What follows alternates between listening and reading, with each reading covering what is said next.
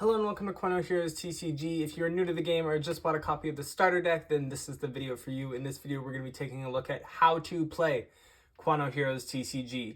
Now, the first question you're probably wondering is, well, what is it? What is Quano Heroes? And to answer that question, it is a two-player card game. One player is the heroes, one player is the villains, and each player has 36 card decks. Both players have slightly different rules as to how their decks are built. So if you want to learn how to make any of the decks, go watch the how to build a hero deck or how to build a villain deck. And those will go into the rules and strategy on how to make decks. Otherwise, if you have already put together decks or already have the starter deck with you, then I recommend going straight into this video. This will just explain the rules of the game and how to play.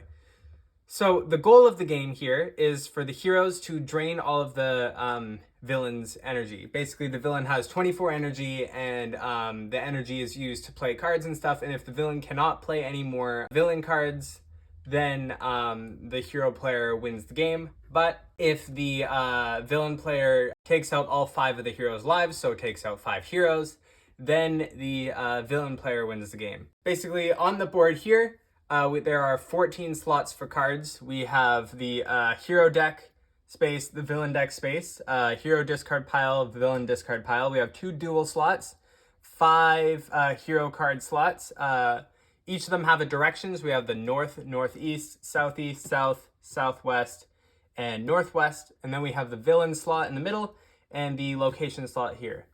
There are also counters, 3 counters on the board. We have the villain energy counter here, which has 4 little squares here, which you can use to put big 6-sided dice onto. And basically what you would do is you would have them set all to 6, so that adds up to 24. And then whenever energy is drained, you would just turn one around, and you'll see now they're at 21 energy or something like that. And then when, of course, if you say you took out 6 energy, then you go like that, and now you only have 18 energy left. So that's the villain energy slot.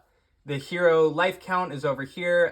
The actual game comes with a red token. I'm just using a pencil sharpener because I haven't received the game yet. So everything here is just like paper printed.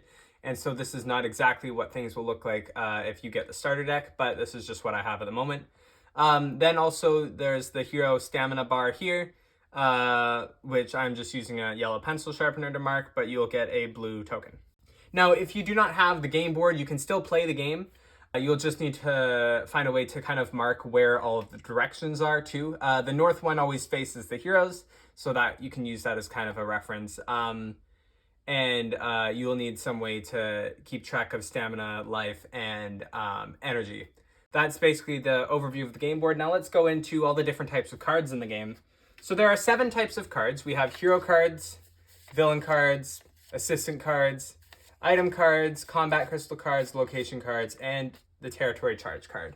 So each of these cards have a main or a different use in the game.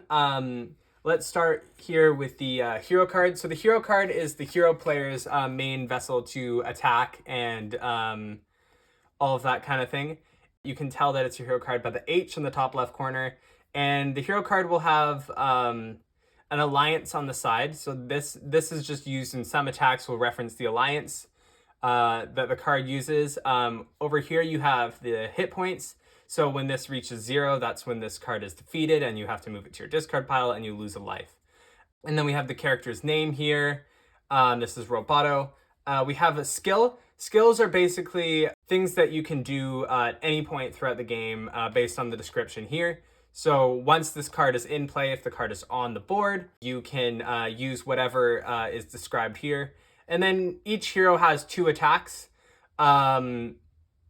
This card, for example, has Arm Extract Switchblade, which does 40 damage. That's what the number means there. If it just has a number, that's how much damage. And then Assistant, which heal 40 damage from any one hero. So basically, for attacks with descriptions, just follow the description of the attack and do as it says. And basically, you can see also on the left here, there is a small Roman numeral 1. I'm not sure if you can see very well in the camera. And then there is a lightning bolt by the second attack right there. Basically, I won't get into too much detail right now, but the Roman numeral means what tier of attack it is. So if it's a tier 1, tier 2, or tier 3 attack, it'll say right there. Generally, they're all tier 1s. There's a few tier 2s, and tier 3 is exceedingly rare. There are none in the first set. And then we have the lightning bolt right here, which means it is a recharge attack, and will be explained more when we get to stamina. Now onto the villain cards. This is the villain's main vessel of attack. Villain cards are very similar to hero cards in their structure. They're marked by a V in the top left corner. The villain cards tend to have a lot more HP than hero cards, mainly because it's going to be one villain against up to 6 heroes at a time. Also, skills work the same as the hero cards, and then the villain also has 2 attacks. Though they don't have any specific tier of attack, you can just choose which of the 2 attacks you would like to do. Same as the hero card, the number means the damage that it does, and if there's a description, just follow the description. Also, what you'll notice is that the villain card has a circle in the bottom right. This is the cost of energy that this card takes to play. So when you play this card, it'll cost 3 energy, so you'll lose 3 of your 24 energy. Now let's go on to assistant cards. These ones are pretty simple. They are marked by an A in the top left corner. If they have a subscript H, that means that they can only be used by hero players. If they have a subscript V, they can only be used by villain players. And if they just have an A, that means either player can have this in their deck. Basically, the way that these work is you play the card, follow the description, and discard the card. If you are a villain player, however, assistant cards cost 1 energy to play. Then we have item cards. Item cards attached to heroes in play. You can only attach 1 per hero, or they can attach to villain cards in play, but the character can only have 1 attached to them at a time. But all it is follow the description on the card, and they are marked by an I in the top left corner, and also they have a little note here that says how long they last. This says it lasts 2 uses, so when you use it twice, then this must be discarded. Also, there are some you'll see that'll have like 0 HP. That means that they basically last until the card they're attached to is defeated. If they have a number greater than 0, like they say they have 70 HP or something on them, then basically the other player has the option to attack that item card instead of the actual hero card. And if that item card is defeated, then that item card just gets discarded from the hero. And that basically describes item cards. CC cards are the same as item cards. They count as item cards, so you cannot have a CC and an item on a hero. You can have one or the other. But basically the way that these work is that these cards are marked by CC in the top left. It stands for Combat Crystal. And they can sometimes have a subscript H or V, but really that doesn't matter because the characters that are relevant to the card will either be heroes or villains. But anywhere from 1 to 6 characters can be listed on there. And basically what that means is that for this one, if all 3 of these characters were in play, you could attach this CC to one of those 3 characters, and basically it gives them another attack. So this attack is used by all 3. So if you use this attack, you cannot use any of those characters' attacks, basically, and this attack would replace that. The good thing about this, though, is that it has no specific tier for this attack, kind of like the villain attacks. So say, for example, you are low on stamina. Now, I will get to stamina later, but if you didn't have any stamina and you couldn't play any specific attacks, you could use this one anyway. So that's one benefit of using a Combat Crystal attack. But they can only be used when all of the characters listed on the name thing are present on the game board. Now let's move on to location cards. Location cards act kind of like skills, except they can be used by all players in the game. And they take up the location slot over here on the board. Just follow the description on the card. They are marked by an L and they are generally sideways. Then we got to territory charge cards. Now these are only used by villains, and basically what they do is the villain must have 6 of these in their decks, which is explained in the How to Build a Villain Deck videos. These cards basically get attached to the location card in play, and they are what cause the hero to lose stamina, which I'll get to when we start talking about stamina. But what is also unique about this cards is that you cannot search your deck for them. If you have any sort of attack that involves searching your deck for a card, or any sort of assistant card or whatever, you cannot take a territory card out of your deck. You can only receive these cards by drawing them. So those are the 7 types of cards in the game. Now let's get to setting up the game. So to start the game, we have to make sure everything is set up right. So on the villain side, make sure your energy is set to 24. On the hero side, make sure your lives are set to 5, and your stamina is also set to 5. I also have a coin here. The starter deck does not come with a coin, but if you can find one somewhere around your house, that is great because there's a lot of coin flips. And if you can, even if you can find 2, that's even better. That way each player has their own. Also make sure that you have your damage counters. I do not personally have it because the starter deck has not arrived yet, but they look like this. You'll have the 10, you'll have the 50, you'll have the 100, and you'll have the 500. Make sure you have all of those present. Those are going to be used for counting damage, as well as the special effect counter like this that you can see along the side here. You should have one of each in the starter deck. But since I do not have those currently, so I'm just going to be using the dice right here that I have in my hand to count damage and stuff. To start, you're going to have the villain player and the hero player put down their decks into the setup. And then basically the way the game starts is villains go first for the draw-off. Each player will start drawing a card, and they will keep going until one player draws a location card. As you can see, the villain player drew Mask Takeover, and so that card will go onto the location slot, and then both players will start shuffling their cards that they just drew back into their deck, and the game can begin. So since the villain player was the one who drew the location card, the villain player will be the player who goes first in the game. So each player will start by drawing 4 cards. As you can see, villain player drew 4 cards, and the hero player, 1, 2, 3, 4, drew, whoops, we're gonna pretend that I drew 4. 4 cards there, and there you go. So now that each player has drawn 4 cards, set up the game, we must put down, our villain player must put down a villain card, and the hero player must put down a hero card. If you did not receive a hero or a villain card, basically what you have to do is you shuffle your hand back into your deck, and then draw 4 new cards, sorry. So for this part of the game, the villain player will put down a card. So the villain player will put down the Dragon Underground here. Facing north, they can choose wherever, but right now facing north is going to be the way that the villain player chooses. The hero player can also choose wherever they would like to put their hero card, and they're going to say, I would like to put Awesome Red in the south slot. And that's basically it for starting the game, and now the villain player may go. So what can you do in a turn is the next question. Since the villain player is going to go first, let's talk about what the villains can do. The first thing that a villain may do is draw a card. The second thing a villain may do is place down a villain if the villain slot is vacant.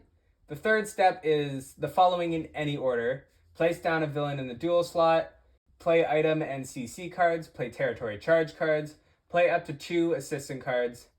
The fourth step is attack.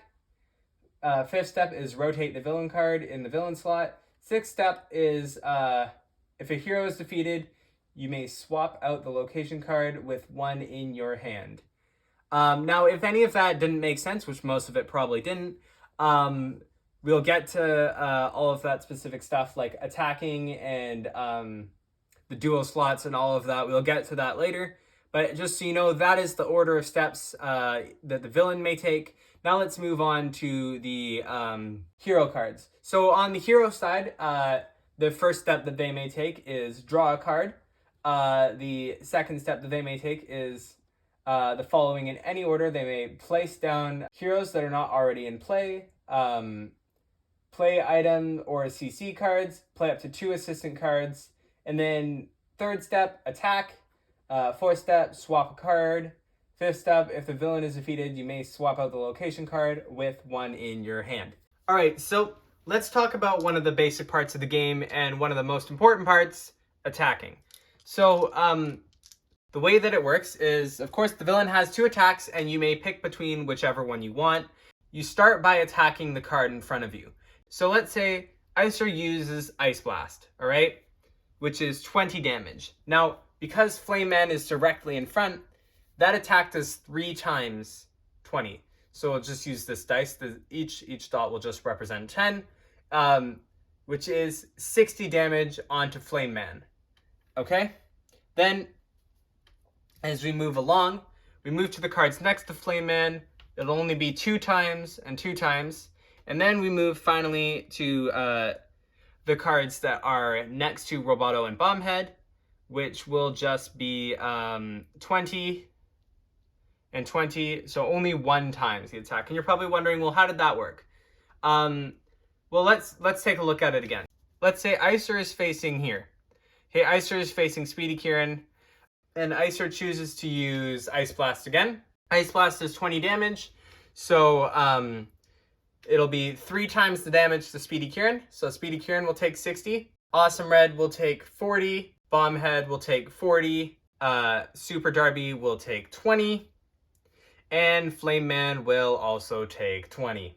That is the gist of how villain attacking works. Now let's move on to hero attacking. So to discuss hero attacking, we're going to need to talk about stamina. The hero player has basically what is called a stamina bar, and it has numbers from 0 to 15. It can go above 15, but really you'll almost never have anything go that high. So the bar only goes up to 15. What you'll see on this bar is that it starts at 5, and then the 5, the 10, and the 15 are kind of like colored in with red. And that's because a stamina of 5 allows you to use tier 1 attacks, stamina of 10 allows you to use tier 2, stamina of 15 allows you to use tier 3. However, stamina or 2 and 3 are very uncommon. Really the most common thing you'll be seeing is a tier 1 attack. And how that works is that each character will have attacks from recharge attacks, tier 1, tier 2, or tier 3 attacks. You'll see that all the heroes have 2 different attacks. For example, if we look at Speedy Kieran, you'll see that Speedy Kieran has Fast Punch, which is a recharge attack. Flip a coin until you get tails. This attack does 10 damage for each heads. Very few recharge attacks actually do damage. So this is a pretty good one if you want to keep doing damage under a recharge attack. And then a tier 1 attack of Air Dash, which does 40 damage. Now, what is stamina? Well, stamina is basically what allows you to use tiered attacks. A recharge attacks is what helps you get stamina. So to perform the tier 1 attacks, you need to make sure that you have at least 5 stamina. If you do not have 5 stamina, you cannot use those attacks. That's basically the premise of how it works, which is why combat crystals are very useful in the fact that they require no stamina to be used. But how do you lose stamina? Well, stamina is lost by territory charge cards. So the villain will keep drawing territory charge cards and then playing them on the location card. And basically, while the location card is in play, all the territory charge cards that are attached to it will remain in play. And at the end of the villain's turn, at the start of the hero's turn, that player must get rid of the amount of stamina that there are territory charge cards. So that might have sounded a little bit complicated at first, but I assure you it's not too complicated because there are 2 territory charge cards here. At the end of the villain's turn and at the start of the hero's turn, the hero player will lose 2 stamina, and now their stamina is down to 3. So now you're probably wondering, well then, how do they attack? How does the hero attack if they can no longer use their tier 1 attack? The way that they do is that they use a recharge attack. So let's say that hero player looked and was like, okay, Awesome Red does a lot of damage on the tier 1 attack, but I can't use that and then looks around and says, well, who has a good recharge attack? And looks at Roboto and like, Roboto can heal 40 damage from a player. And let's pretend that Speedy Kieran had 60 damage on him, and then Roboto's like, okay, I'm going to use Assistant. We're going to heal 40 damage, and now Speedy Kieran is now at 20 damage, and because it is a recharge attack, I gain 1 stamina. Now we can move on and say, well, we need 1 more stamina to do any of the tier 1 attacks. Let's use Speedy Kieran because his does damage, and damage is very rare to do on a recharge attack. So let's flip a coin, and let's say, I'm going to knock everything over if I flip it. So let's say you got 2 heads in a row. That's 20 damage. Fantastic. So you do 20 damage onto Icer, and then voila, you're back up to the right amount of stamina. Now you can just keep using tier 1 attacks. So you can go around, now that you've used those 2 characters, you can't attack with these characters anymore, but you can attack with all of these. So let's say you go around and you use 40 damage, 50 damage, 20 damage, and 30 damage. And how much is that? That's 140. Okay, so we do 140 damage onto Icer, which is quite a bit of damage. 120, and we can just change that to 4. Yeah, there we go. So now that is the gist of how hero cards attack. Now, when it comes to the territory charge cards, these territory charge cards are not permanently in play. As you saw when you were talking about the steps in your turn, when a hero card or a villain card is defeated, say for example the hero's defeated Icer, then the hero player may look at the location card and be like, okay, I want to swap this out with something else. So they can take this location card, they can discard the location card, and then they can take these 2, and the villain player must reshuffle these cards into their deck. Once they're reshuffled into their deck, the hero player can put down a new location card, making sure that they have one in their hand. If they don't have one in their hand, then they cannot do this. But they may put down a new location card. Let's pretend that it was also the same card. They had 2 of these. We'll pretend that. They put that down, and then now there are no territory charge cards in play, so it is much harder for the hero player to start to lose stamina again. So when it comes to special conditions, there are 7 in the game. We have disabled, burned, cursed, shielded, frozen, immobilized, and stunned.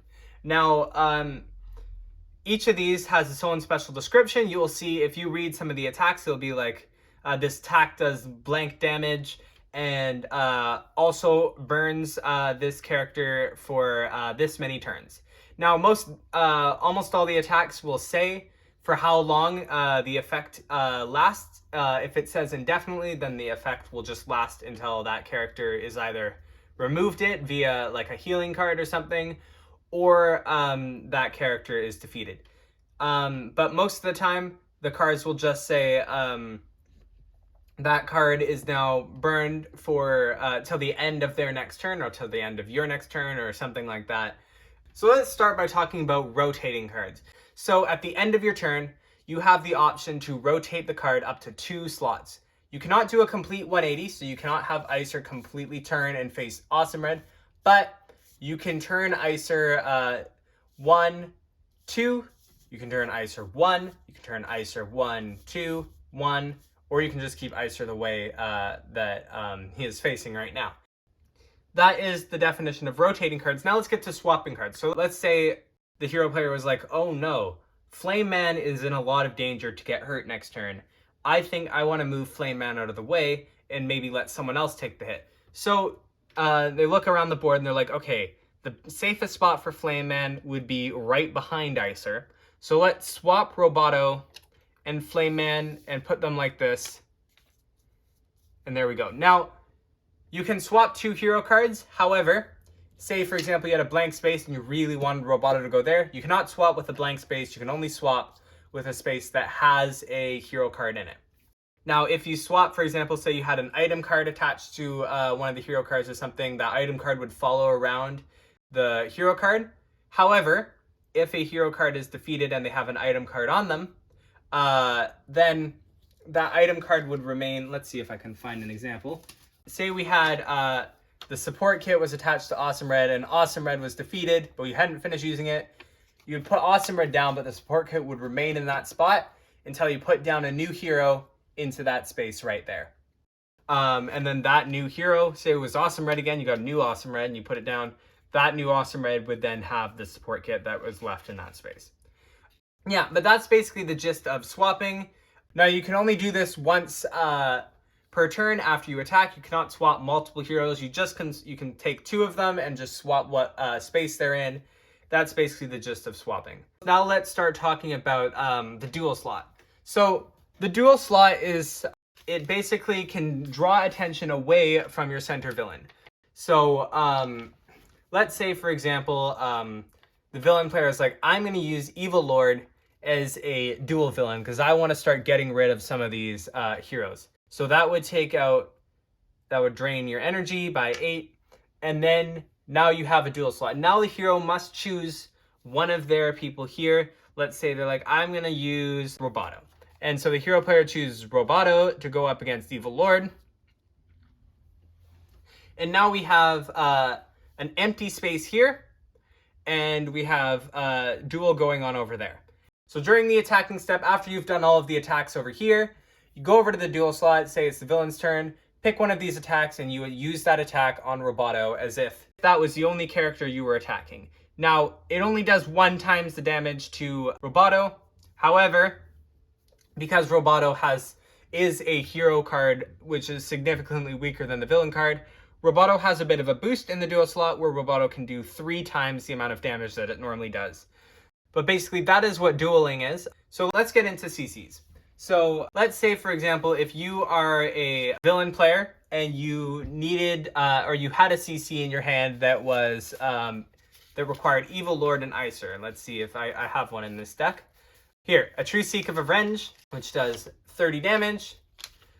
So let's use that.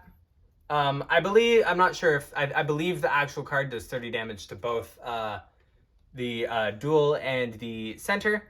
Not 100% sure. A lot of these got changed. These are all the draft cards.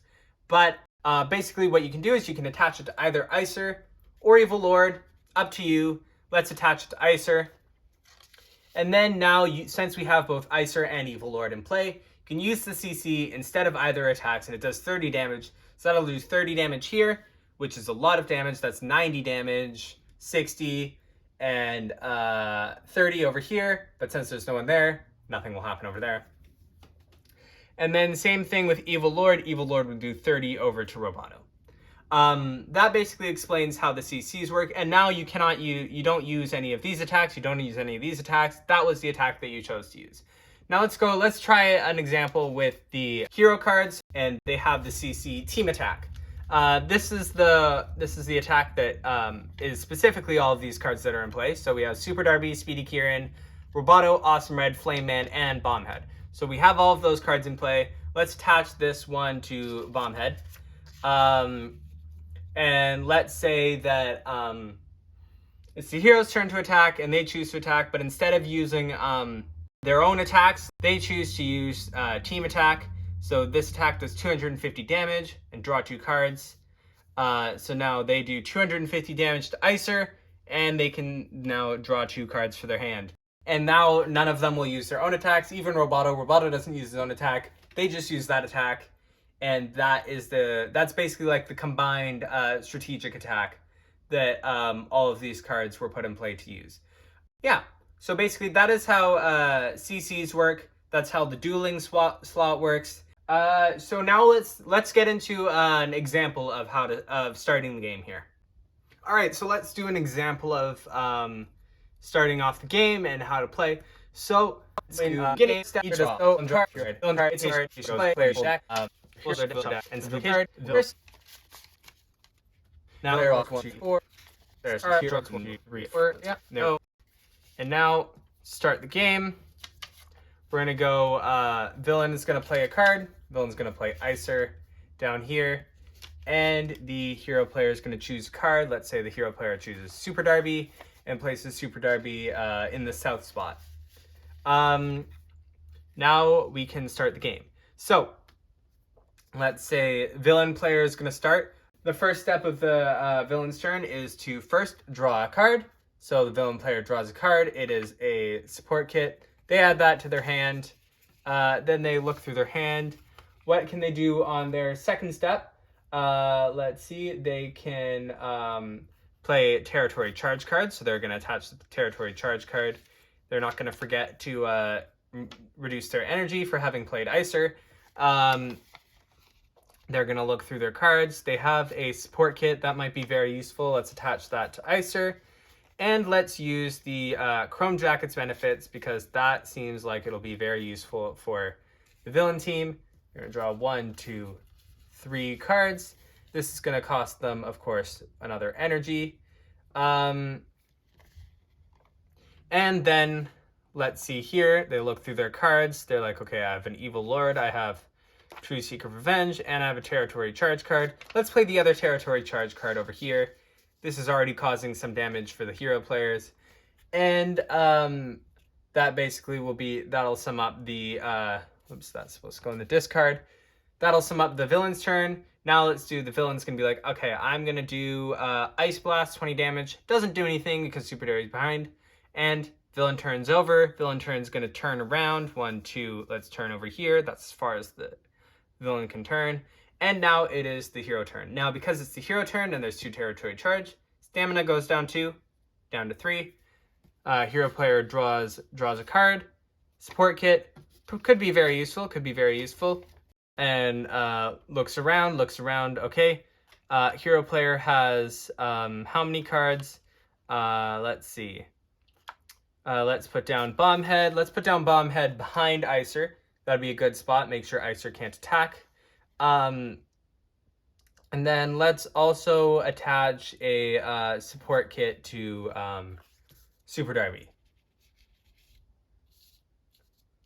All right, and now that's basically it for things that the hero player can do in that turn. Let's look any skills that we can use. No. All right, now let's use Punch, which does 40 damage from Super Derby. So Super Derby's going to do Punch here. But Super Derby cannot because stamina. So what do they need to do? Well, the hero player doesn't really have any options other than to use recharge attacks.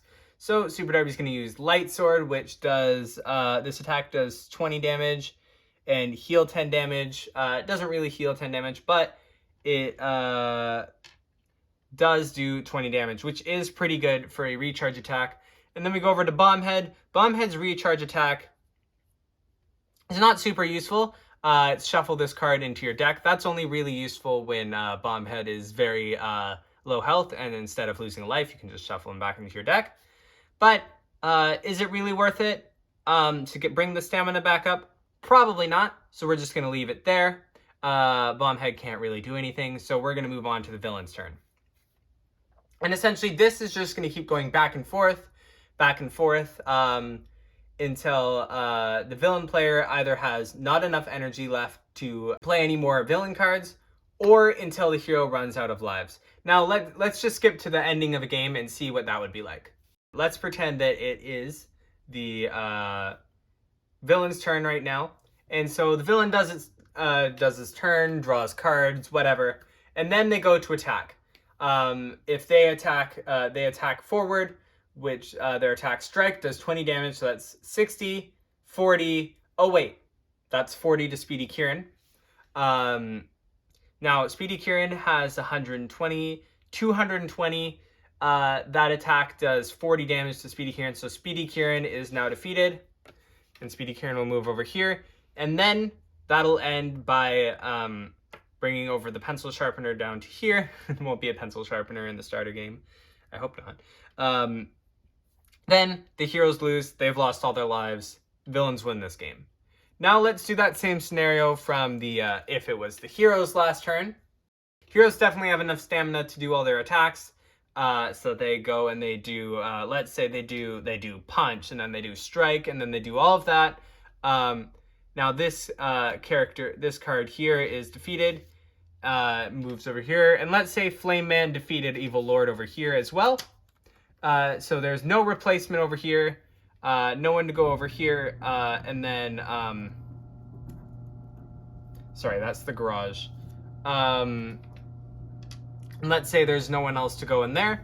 And now the villain player is like, okay, well, let's pretend that the villain player has a bunch of cards in their hand. They're like, huh, well, I've got no one to play. So what are the villain's options? Well, here the villain has a few options at the end of the game. First option is to look into the duel slot. Well, Evil Lord was defeated, so they don't have that option. Next option, because if Evil Lord was not defeated, they could move Evil Lord up here. Evil Lord would maintain all the damage, move up here. The hero player would then take Flame Man, put them in their hand, and remove all damage from Flame Man. Now that the villain player looks over there and says, "Oh no, I've got no one." So the villain player will look in their hand and be like, "Okay. I've got nothing that I can afford. I only have 3 energy left. I've got nothing that I can afford." The villain player may draw one more card. So the villain player draws another card, sees this. Well, I guess they can play that. But let's pretend that they didn't draw that. Well, of all the cards that I could draw here, that's really not how I'm trying to... Anyway, let's say they drew this card. Oh no, they don't have any cards with energy. With any energy. So they can't play anything. They can't play anything with that much energy left. And so the hero players win this game.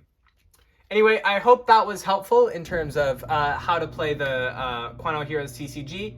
And if you're very interested in the game or have just bought a copy of the starter deck, then thank you so much for watching and being interested in this card game. And I hope you have a fantastic rest of your day.